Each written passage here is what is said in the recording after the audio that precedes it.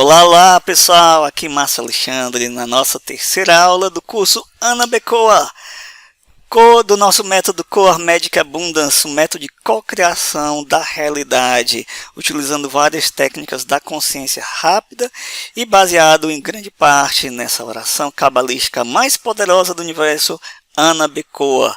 Então você está aqui no nosso canal Power Awakening 42, que é um canal de espiritualidade, prática, desenvolvimento pessoal, autoconhecimento, para ajudar você a destravar sua vida e a realizar todo o seu potencial. Estamos nesse curso da AnaBeCoA. Essas primeiras aulas são um pouco teóricas, mas são muito importantes se você quiser ter a maestria de cocriação com a AnaBeCoA, porque vários desses conceitos teóricos a gente vai usar na parte prática, para a gente co-criar mais e mais uma nova realidade linda e maravilhosa para todos nós. Então, sem mais delongas, vamos aqui para a nossa terceira aula do curso AnaBeCoA, Coar Magic Abundance. Lembrando que o termo Coar Magic Abundance é o nosso método de co-criação da realidade, baseado na AnaBeCoA, que também é chamada de Nome de Deus de 42 letras, Poema de Poder, Meditação dos Milagres Infinitos e também a oração mais poderosa do universo. Aula 3, o mistério do número 42. Vamos ter 3 aulas, contando essa aqui, que é a aula 3, também a aula 4 e a aula 5, em que eu vou mostrar uma possibilidade da origem da AnaBeCoA, porque isso é importante, que a gente vai depois pegar conceitos daqui na parte prática. Porque uma das coisas que a Cabala tem de conexão com a luz e tudo mais, e também ajuda na cocriação, são os 72 nomes de Deus, que é baseado num trecho do livro de Êxodo. Êxodo, lá da Bíblia hebraica. Na parte justamente que os israelitas estão para atravessar o mar. Agora, a origem da AnaBeCoA, como é que eles descobriram as 42 letras ocultas por baixo das primeiras 42 letras do Gênesis? Isso não tem em livro, não tem. É difícil, eu já pesquisei bastante. E eu pensando, qual foi a inspiração? Como é que foi essa questão que os judeus, os rabinos, né, há 2000 anos atrás, tiveram para ir atrás dos 42? Aí, eu pesquisando bastante nesses últimos 6 anos, comecei a ter várias percepções de que a causa está nos judeus de cultura grega que moravam no Egito antes de Cristo. E aí sim eu tenho que mostrar essas 3 aulas para mostrar essa questão da fusão da cultura egípcia, da cultura grega, os judeus helenizados e a Kabbalah e a Bíblia hebraica, que a gente vai pegar muitos conceitos daí, ok? Para que vocês possam entender essa hipótese, não é que seja verdade, porque nem os rabinos, nem os rabinos cabalísticos sabem dessa hipótese, mas tem muitas características que casam bem, que provavelmente sim, foram os judeus helenísticos de cultura grega no Egito que tiveram essa ideia. Agora os pormenores ainda não sei, mas vamos lá, aula 3, o mistério do número 42, a fusão de 2 civilizações. E o nosso símbolo Coa, a gente se conecta com essa energia de luz e amor do universo. E o nosso mantra, 11042, milagres acontecem. Que seja uma aula maravilhosa, abençoada, para a evolução de todos nós, para a luz, na luz e no amor. A linha do tempo do Egito Antigo. Então, o Egito Antigo, isso aqui é apenas um resumo, ok? Começou esse período pré-dinástico de 6.000 a 3.000 anos atrás, período pré-histórico, digamos assim, e depois o período de várias dinastias, praticamente 30 dinastias, se não me engano são 30 ou 32 dinastias, de faraós, entre o ano 3150 a.C. até o ano 332 a.C. Finalmente, nesse período de 332 a.C., chega uma pessoa que muda tudo aí que é Alexandre o Grande da Macedônia? A gente vai ver daqui a pouco. E ele ele traz a cultura grega para o Egito. E aí tem um sincretismo de duas civilizações, cultura grega e cultura egípcia. A gente vai ver daqui a pouco. E o mais interessante é que o Egito tinha a língua própria, o copto, mas também começou a falar grego e ter a cultura grega, e muita gente de várias outras regiões ali, de outras nações, indo morar no Egito. E esse é o mapa do Egito, Rio Nilo e o delta lá em cima, a parte verde. E a outra civilização importante para a gente compreender melhor essa questão da origem do número 42 é a linha do tempo da Antiga Grécia. Temos aqui a Antiga Grécia, isso é até 3.000 anos antes de Cristo, só que começando aqui, 1750 antes de Cristo, período dos micenos, depois a era Dark Ages, seria a Era das Trevas, né, entre 1150 e 750, que teve um retrocesso, um declínio populacional, devido a várias questões climáticas, invasões, mas enfim, entre 800 a.C. a 480 a.C. foi o período da mitologia de Homero, Ilíada, Odisseia, né, ou aqueles mitos gregos, e entre 480 a.C.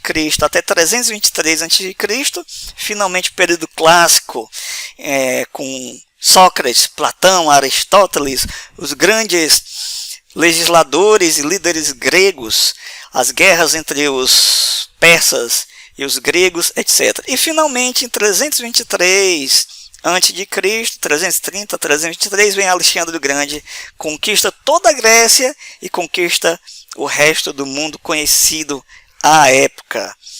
Então temos aqui também apenas uma ideia, ok? É um resumo.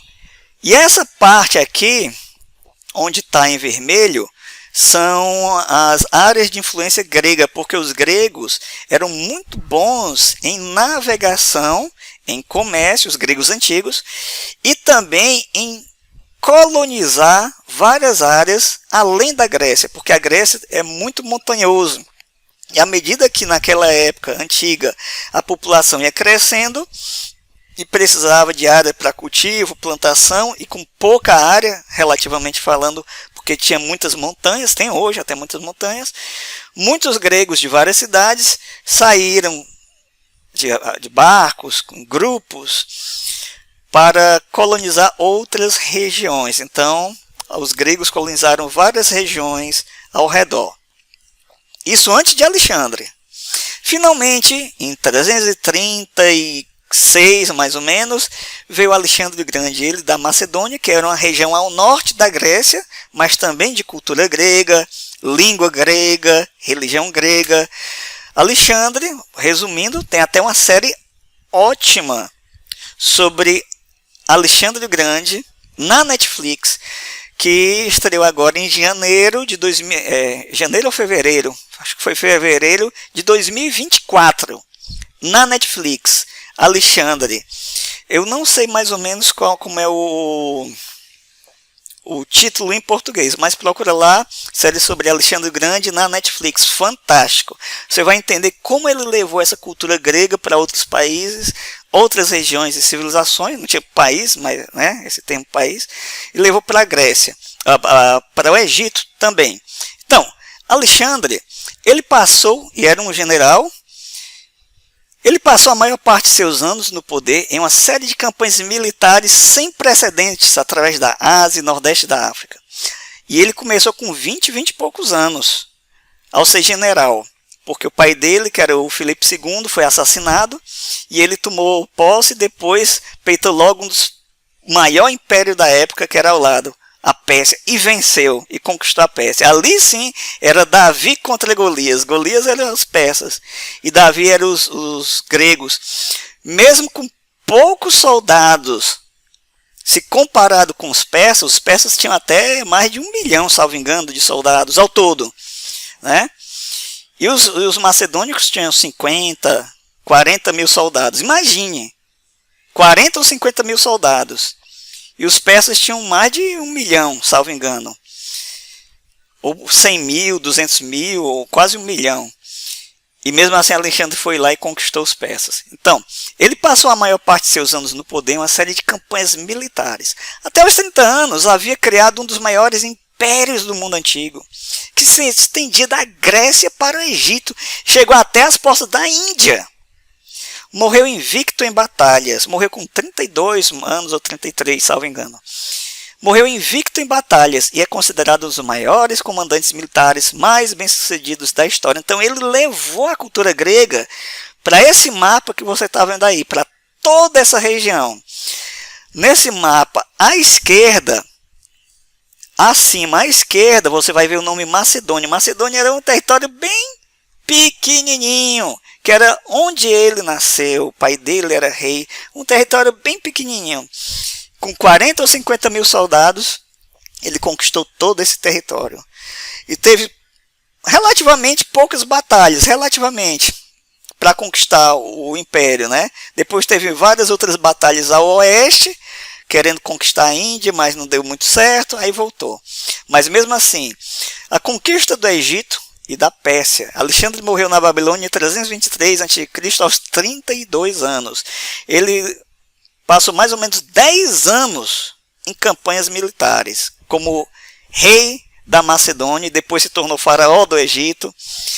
Então seu legado inclui a difusão da cultura e da língua grega. Ele levou toda a cultura grega, a língua, a religião, a mitologia, os filósofos, filosofia grega, para todas essas regiões, por todos os territórios que conquistou. Está no mapa. Está no mapa. Vale citar que Sócrates, um dos maiores filósofos, foi professor, instrutor de Platão, que tem até hoje uma das maiores influências intelectuais em toda a história da humanidade, Platão. Platão, por sua vez, ensinou a Aristóteles, também tem uma influência enorme até hoje. E Aristóteles foi tutor, professor de Alexandre o Grande. Sócrates, Platão, Aristóteles, Alexandre o Grande.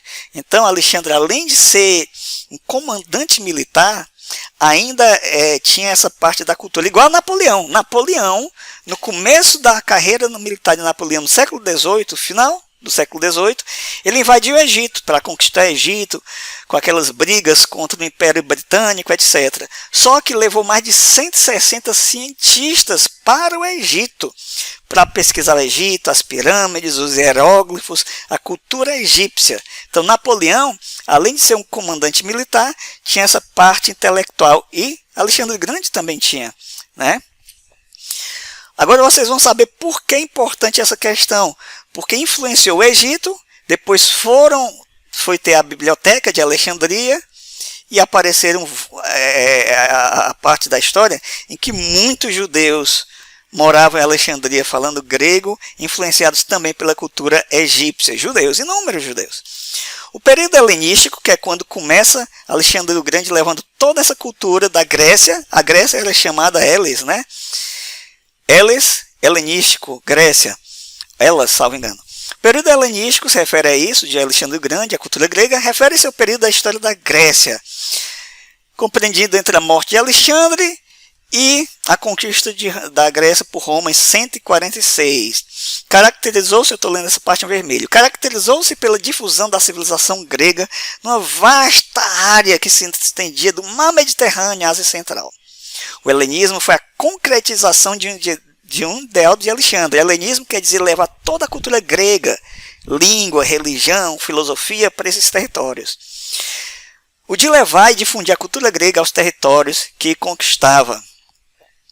Então, durante o período helenista foram fundadas várias cidades de cultura grega, entre elas Alexandria, que existe até hoje no Egito, a Antioquia, muito conhecida na Bíblia também, lá perto da Síria, capitais do Egito Ptolomaico e do Império Seleucida, respectivamente. Esse é o mapa, mais uma vez, quando Alexandre morreu, 4 generais dele lutaram pelo poder, dividindo os territórios de Alexandre. Essa parte em amarelo ficou com Seleuco, e essa parte em azul, abaixo, que é o Egito, ficou com o general Ptolomeu. Ptolomeu depois se tornou faraó grego do Egito. E a sua linhagem, sua casa real, seus descendentes, foram faraós do Egito por mais ou menos 300 anos, até a última descendente dele, que muita gente conhece na história, que era Cleópatra, que era amante de Júlio César, depois Marco Antônio, e enfim, que morreu com a cobra.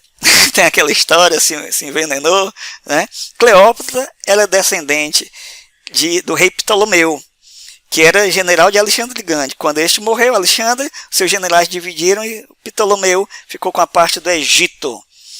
Então, e Ptolomeu era grego também, né? E também ele tinha o mesmo ideal de Alexandre, de consolidar a cultura grega no Egito.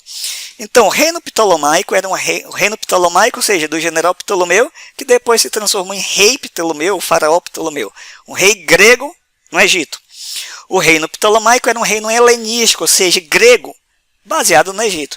Foi governado pela dinastia ptolomaica, que começou com a ascensão de Ptolomeu I Sóter, que foi o general Ptolomeu, após a morte de Alexandre o Grande em 323, e que terminou 300 anos depois, a dinastia, né? Terminou com a morte de Cleópatra e a conquista romana em 30 a.C. O reino ptolomaico foi fundado em 305 a.C. por Ptolomeu I Sóter, que se declarou faraó do Egito e criou uma poderosa dinastia grega helenística que governou a área que ia desde o sul da Síria até a cidade de Cirene e sul do Egito. Alexandria, inclusive Alexandria, foi fundada por Alexandre o Grande em 330, mais ou menos, antes de Cristo. Alexandria tornou-se a capital, importante centro de cultura e comércio grego. Alexandria se tornou a capital do Egito por quase 1000 anos, até a conquista dos muçulmanos do Egito, tirando dos bizantinos. Para ganhar reconhecimento pela população nativa do Egito, os reis ptolomaicos intitularam-se os sucessores dos faraós, ou seja, Ptolomeu e seus descendentes queriam pegar o máximo de cultura egípcia e unir com a cultura grega, para ter os favores, ser bem quisto pela população egípcia, e para que a população egípcia aceitasse a cultura grega. Os posteriores Ptolomeus, o filho dele, neto, etc., assumiram tradições egípcias ao se casarem com seus irmãos, né? No Egito, o irmão se casava com o irmão. Foram retratados em monumentos públicos em estilo e vestuário egípcios e participaram da vida religiosa egípcia. A cultura grega continuou a prosperar no Egito por mais 1000 anos até a conquista muçulmana, no ano de 639 a 42. Agora, o que interessa para a gente nessa parte é o filho de Ptolomeu I, cujo nome era Ptolomeu II Filadelfo, que reinou entre os anos 309 a 246 a.C. Foi rei faraó do Egito, de 281, na verdade. Ele nasceu em 309, mas foi o rei de 281 até sua morte em 246 a.C. Flávio Josefo, um grande historiador judeu da época de Cristo, cita esse rei como Ptolomeu Filadelfo, e ele descreve também a sua generosidade. Olha só que interessante. Flávio Josefo, algumas décadas depois de Cristo, escrevendo sobre Ptolomeu Filadelfo, dizendo que Ptolomeu II, libertou 120 mil judeus escravizados pelo seu pai, Ptolomeu I, e também da sua sede de conhecimento, que o levou, Ptolomeu II, a construir a grande biblioteca de Alexandria. Ou seja, Ptolomeu II libertou 120 mil judeus que tinham sido escravizados pelo pai dele, Ptolomeu I, e foi o que realmente construiu a biblioteca de Alexandria. Vocês vão saber por que isso é importante para o número 42, a Biblioteca de Alexandria. Continuando, Ptolomeu II mandou fazer cópias originais e traduzidas das leis santas dos judeus. Ou seja, ele queria todo tipo de conhecimento. Não importa se era dos judeus, dos sírios, dos babilônicos, em papiros, não importa. Ele queria tudo para a biblioteca dele. Ter ser um grande centro intelectual. Contribuiu com muitas peças para o Templo de Jerusalém e admirou-se pelas leis que os judeus tinham. Então pronto, olha só. Aí a gente já viu que Ptolomeu II, ele continuou a obra do Ptolomeu I, continuou a obra de Alexandre o Grande, de criar raízes à cultura grega dentro do Egito. Nos tempos antigos, e ainda tinha, aí a gente já viu, muitos judeus no Egito, já na época de Alexandre o Grande e Ptolomeu I. Nos tempos antigos, Alexandria, que foi fundada por Alexandre o Grande, foi uma das cidades mais importantes do mundo. Foi fundada em torno de um pequeno vilarejo em 331 a.C. por Alexandre. Permaneceu como capital do Egito durante 1000 anos, até a conquista muçulmana. Olha só que interessante. Alexandria, administrativamente falando, ela é dividida em 5 distritos, ou seja, 5 bairros. E um dos bairros de Alexandria era só dos judeus. Os judeus eram tão importantes na Alexandria grega, no Egito, que cresceram tanto e tiveram um bairro de Alexandria todinho para eles. Cada um dos quais tinha o nome das 5 primeiras letras do alfabeto. Os habitantes desta magnífica cidade eram, na sua maioria, gregos de todas as procedências. Também havia uma colônia judaica, bairro egípcio, de pescadores, etc. Alexandria cedo se converteria no centro da cultura grega na época helenística. Foi uma das cidades mais importantes do mundo naquela época. Principalmente em termos de poder, em termos de produção intelectual, não só estudo, mas produção de obras intelectuais. E contribuiu para helenizar o resto do país, ou seja, para levar a cultura grega para o resto do Egito. De tal modo que quando chegaram os romanos chegaram mesmo para valer, tomando a região no ano 30 a.C. Todo o Egito já era bilíngue. Tinha o copta, que era a língua original, e o grego. A arte e a arquitetura eram os únicos campos que se mantinham propriamente egípcios. Tão importante chegou a ser e tão grandiosa que a chamaram Alexandria ad Aegyptum. Alexandria, que está perto do Egito, perdendo importância para o resto do país. E aqui a gente tem um esquema de um mapa antigo de Alexandria. E à direita está o termo Iudaeorum, ou seja, está em latim, significa dos judeus. Aquele bairro à direita, acima à direita, era dos judeus. Mapa da antiga Alexandria, tem um porto. Enfim, para vocês verem aqui. Agora, a questão da biblioteca, como foi isso? Judeus eram escravos, eram intelectuais, como é que foi? Desde os reis ptolomaicos, Ptolomeu I, II, etc., os judeus da diáspora, ou seja, que estavam espalhados para fora de Jerusalém, se estabeleceram na cidade atraídos pelo museu. O museu era uma região de Alexandria, em que foi construída nessa região a grande biblioteca de Alexandria, o espaço para os livros assim, os pergaminhos, papiros de vários idiomas sobre várias coisas, e as salas para os sábios poderem estudar. Lembrando que naquela época eram poucas as pessoas que sabiam ler e escrever. A maior parte das pessoas não sabia ler e escrever. E aí a gente está falando de uma biblioteca para sábios que sabiam ler e escrever, e ainda em mais de um idioma. Em grego, em copto, em hebraico, em aramaico, em babilônico, etc. E tinham acesso a inúmeros documentos importantes daquela época sobre inúmeras coisas. Então, os judeus eram protegidos pela tolerância do mundo pagão em termos de diversidade religiosa e criaram um foco intelectual ativo com um centro de estudos hebraicos, ou seja, os judeus produziram inúmeras obras, traduziram a Bíblia do hebraico para o grego, a Torá, os 5 primeiros livros da Bíblia, e produziram várias outras obras, e eram intelectuais. E vários dos judeus tinham influência política e também econômica lá em Alexandria. Muitos judeus eram abastados, ricos ou de famílias boas lá. Foi uma inovação do rei Ptolomeu I, o museu. O museu era a região onde tinha a biblioteca. E nele se reunia todo o saber da época. Os judeus gozavam de todos os direitos civis, eu estou no parágrafo 3º, como qualquer cidadão grego, mas mantinham as prerrogativas concedidas pelos reis persas e constituíam uma comunidade política independente e autônoma. Próximo.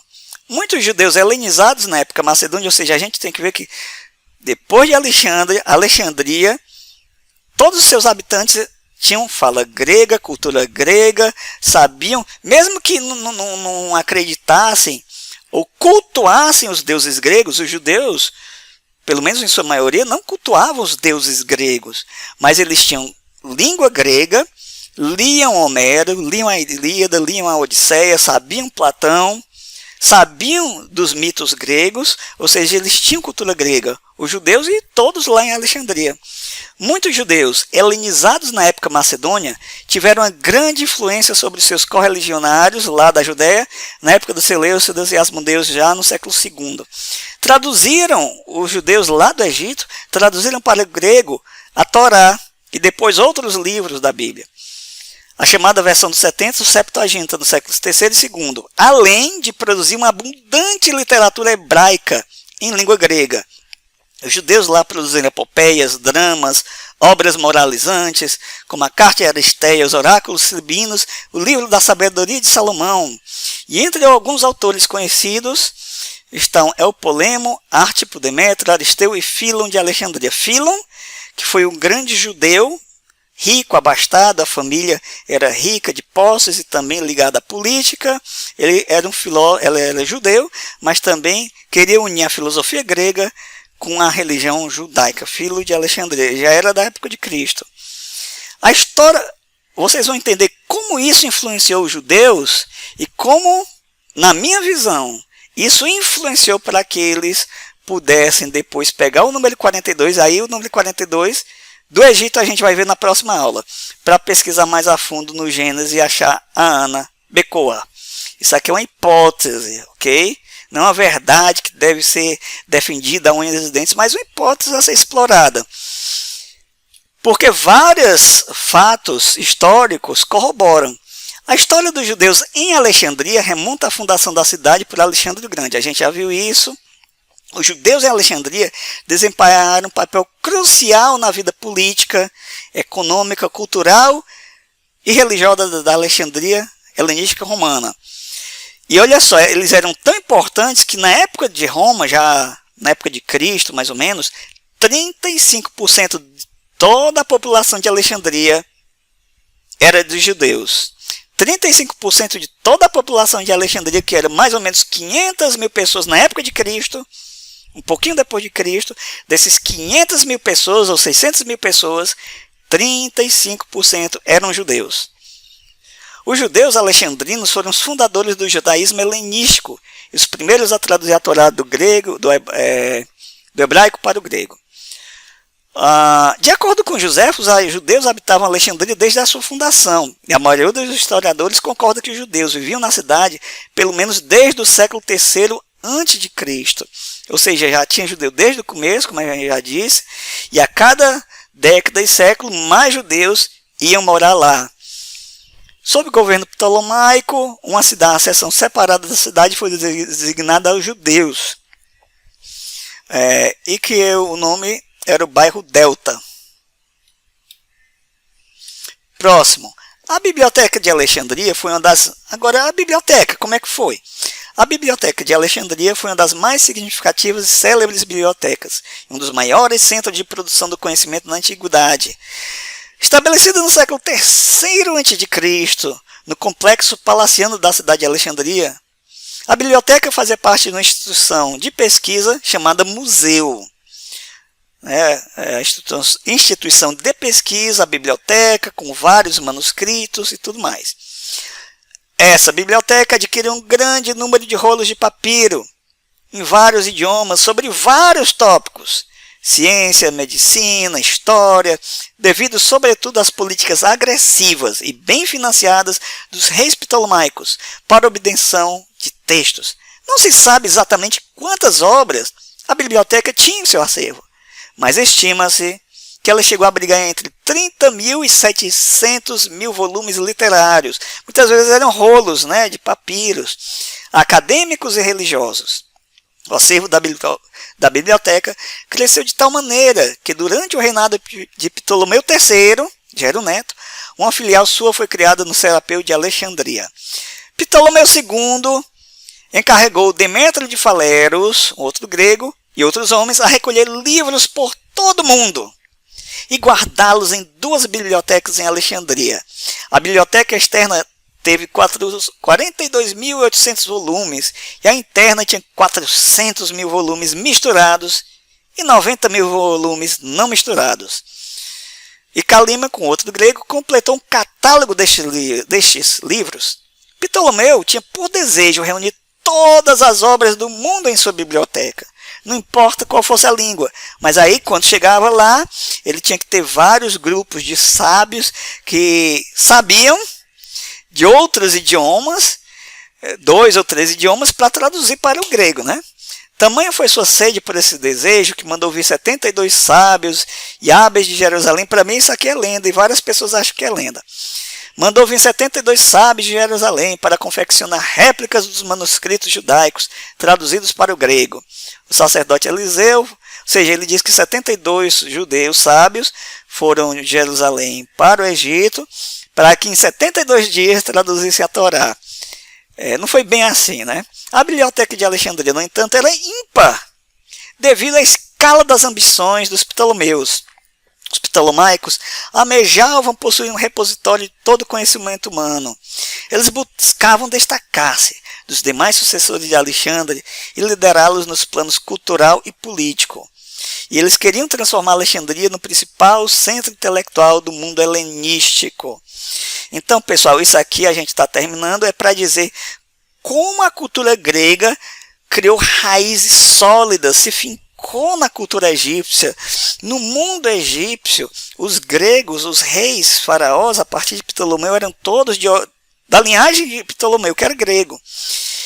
E como Alexandria foi um expoente, graças à sua biblioteca, um expoente intelectual, e como tinham vários judeus desde o começo. Vários judeus. Por que é que eu estou dizendo isso? Porque o número 42, a gente vai ver na próxima aula, o número 42 era muito importante no Egito Antigo.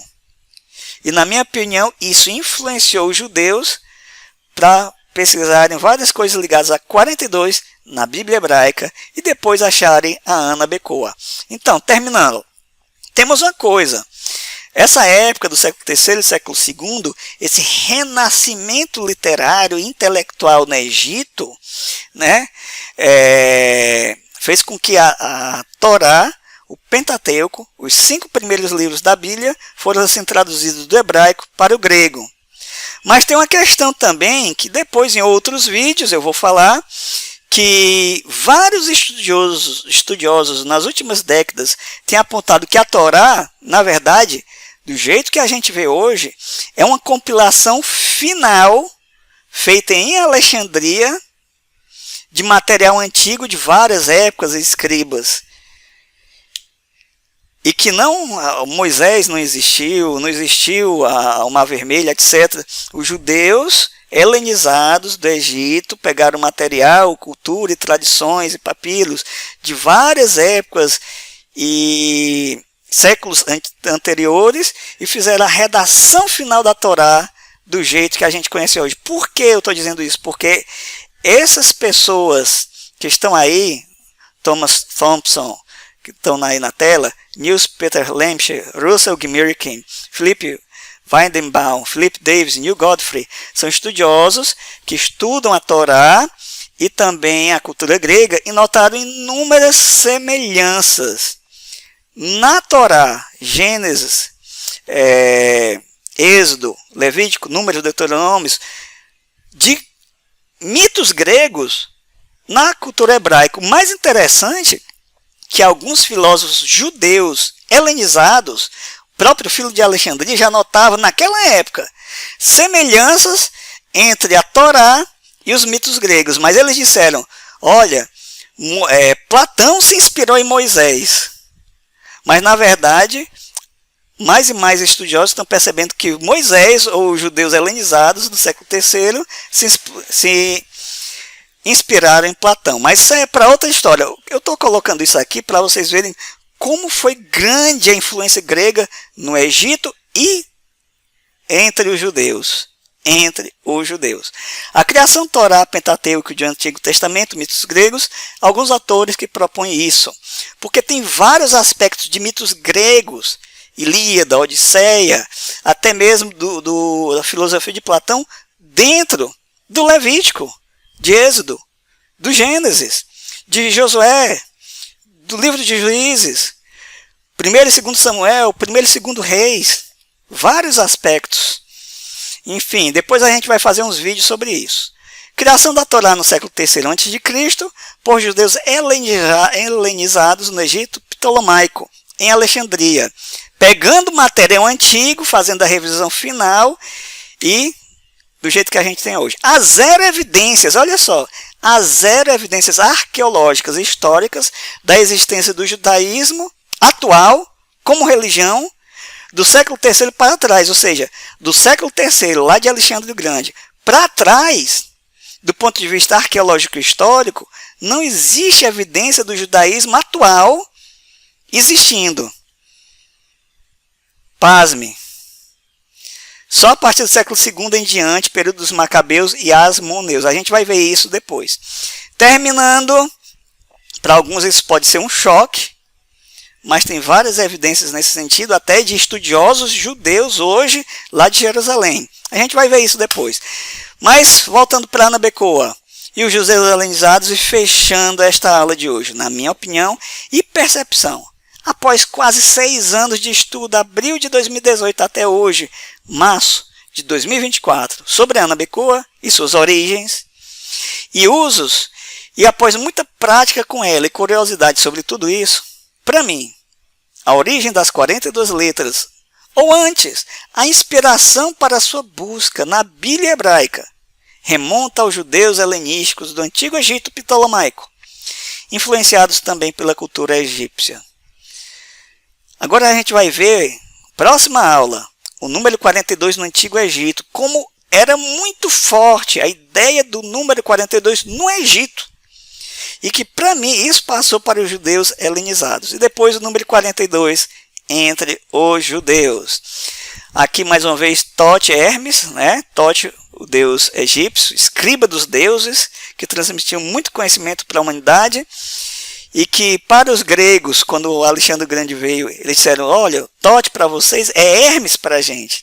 E depois criou-se a figura de Hermes Trismegisto, a tábua de esmeralda, o corpus hermético, etc., veio de Hermes Trismegisto, na verdade, essa figura mítica, e dos sacerdotes e escribas que cultuavam Hermes Trismegisto. E depois, na cultura hebraica, Tote Hermes virou Enoque, que depois, ao ser arrebatado dos céus, segundo a cultura hebraica, a gente vai ver isso nas próximas aulas, existem lendas judaicas dizendo que Enoque se tornou no arcanjo Metatron, que também é escriba de Deus, né? Então, terminando essa aula, Egito, Grécia, judeus helenísticos, influenciados por ambas culturas, descobriram o nome de Deus de 42 letras. Essa é a hipótese. Esta pesquisa nem os grandes cabalistas sabem. Então, terminando aqui, nossa Ana Becoa, o símbolo Coa, que haja muita luz para todos nós e para toda a humanidade. 110:42, milagres acontecem. É isso aí, pessoal. Próxima aula, próxima semana. Márcio Alexandre, seu mentor de vida abundante 42. Meditação, terapias, cocriação. Ajudando a transformar a ansiedade e estresse em harmonia e bem-estar. Se inscreve no canal, dá um like nesse vídeo, vê as outras aulas e os outros vídeos do canal, compartilha com outras pessoas. Vamos estudar a fundo a parte teórica, a parte prática da Ana Becoa e co-criar coisas lindas para nós e para a humanidade, levando muita luz a todos.